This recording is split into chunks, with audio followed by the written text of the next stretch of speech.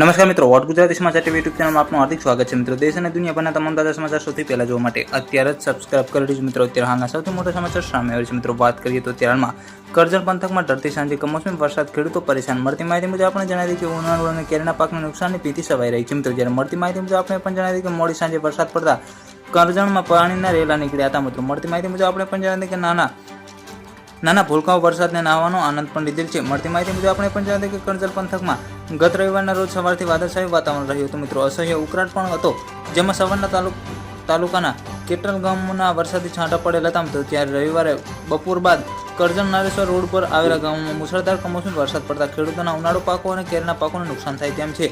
જ્યારે મળતી માહિતી મુજબ આપણે પણ જણાવી કે કરજણ પંથકમાં કાળઝાળ ગરમીને લોકો કામ સિવાય ઘરની બહાર પણ નતા નીકળતા. અસહ્ય ઉકળાટ થયો હતો અને ગત રવિવારના રોજ વહેલી સવારે જ વાતાવરણમાં પલટો આવેલો હતો. મિત્રો, વાદળ ઘેરાયેલા હતા, જેમ તાલુકાના કેટલાક ગામોમાં વરસાદી છાંટા પડેલા હતા. ત્યારબાદ અસહ્ય ઉકળાટ હતો, જ્યારે બપોર બાદ રોડ ઉપર આવેલા સિમરી ગામ સહિત આજુબાજુના ગામમાં ચોમાસાની જેમ મુશળધાર વરસાદ વરસેલ છે. મિત્રો, ગરમીના ઠંડકની રાહત મળેલ છે. નાના ભૂલકાઓ વરસાદમાં નાહવાનો આનંદ પણ લીધેલ છે.